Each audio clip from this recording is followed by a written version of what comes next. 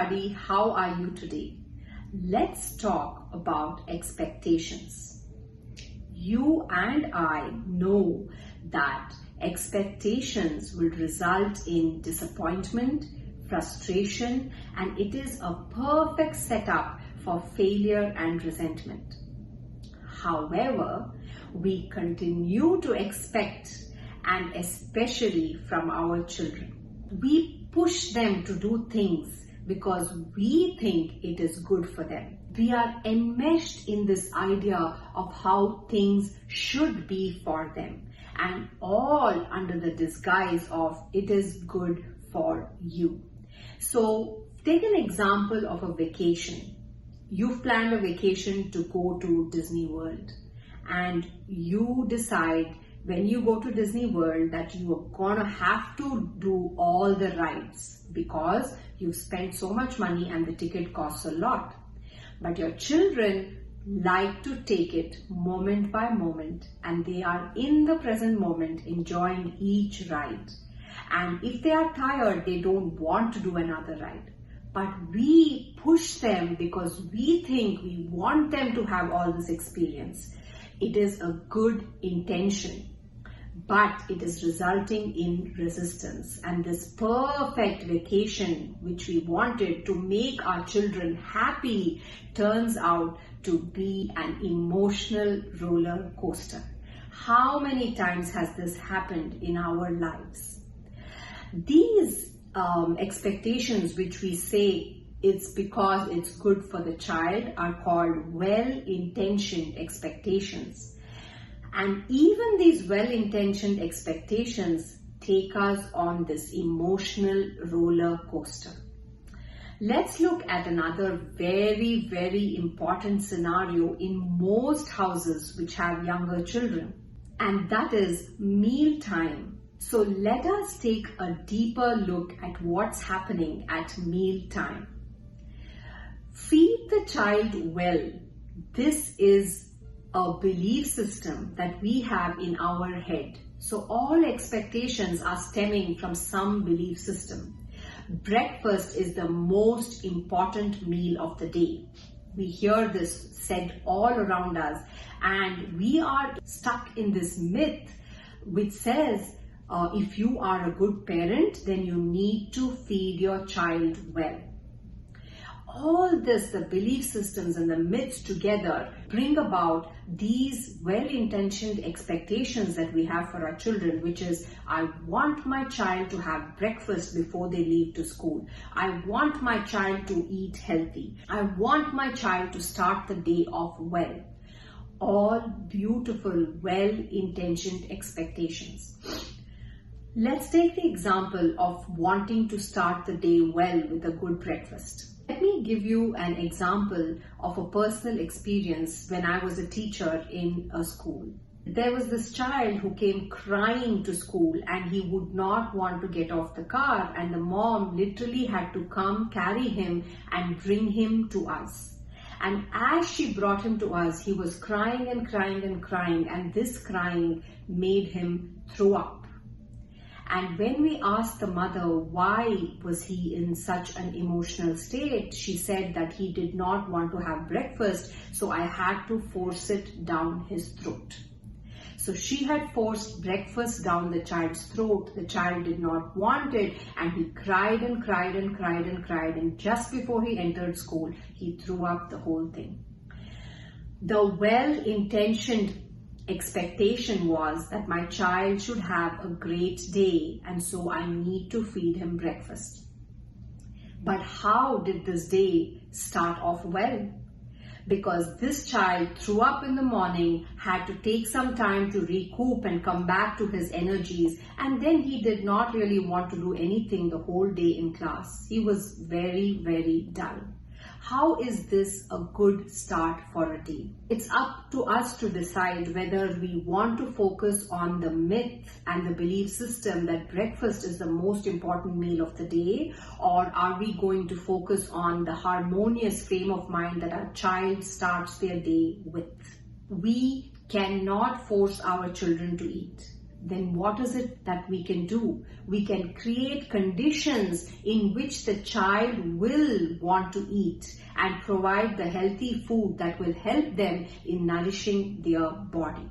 In order for you to make meal times pleasurable and not a power struggle, it is important for us to let go of this fantasy that we have that a meal time should look like this. We have to stop and look into the taste buds of the child, the metabolism of the child, and the likes and the dislikes of the child before we can plan these meal times. Involving the children in this planning is going to bring you greater positive results than forcing something down their throat because you believe that this is what is good for them. There are so many such scenarios which result in these emotional roller coasters because of our well-intentioned expectations. Some of them are sleep, schoolwork, and what about the ideal weight? We have this ideal weight in our mind and we will force feed our child to come to that ideal weight, and we don't see what is happening with the child's relationship with food.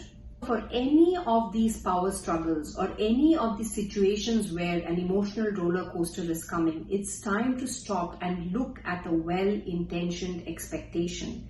And what do? We need to replace the expectation with an engagement.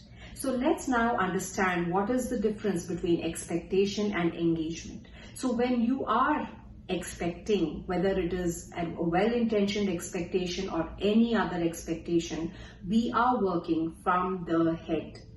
So we are also having judgment that this present moment is not okay, it's in lack, so we need to make something happen. We also think that we are superior and we know what's best for the child. When we get into the engagement mode, we move from the head to the heart. So now we feel what the child is feeling. We understand the child. We are open to what is showing up in the child. We release control on the present moment and instead we engage with the present moment. So what does it mean to engage with the present moment? First of all, to accept what is, right? If your child is not hungry, they are not hungry at this point in time. But yes, we need to engage with them to find out what it is that is not making them hungry. Is it that they're not feeling well, or did they have a heavy snack, or what is it? And then decide how we can go ahead in making sure they get the nutrition for the day. If we, for instance, go to a restaurant and have a heavy meal, don't we decide to skip a meal? And it's okay when we do it, but we are not okay with it when our children do it. So it's very important to see it from the child's perspective. What is it that's happening within the child? Why is the child not able to do this? Now, when you are looking at this, one of the questions that come into the mind is, am I being negligent, right? We parents obviously have good intentions. We want to do the best for our children. So we think we are neglecting by not feeding them, by not getting them to sleep at the right time.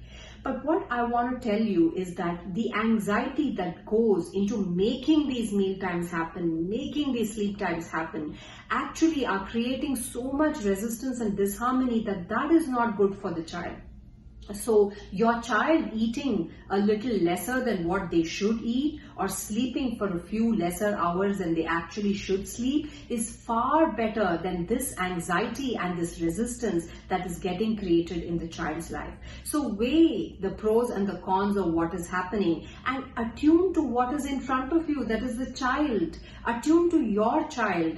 Anybody can say anything about children, but that need not apply to your child, and you will know that only when you attune to your own child and follow the child. This is one principle of Dr. Montessori's teachings which is extremely important, and that is follow the child, whether it is an eating pattern, a sleeping pattern, a schoolwork, or the weight. It all, and many more. These are not just the ones, but there are so many. Anytime there is an emotional roller coaster, there's a power struggle happening, we need to stop and think, where is the well-intentioned expectation?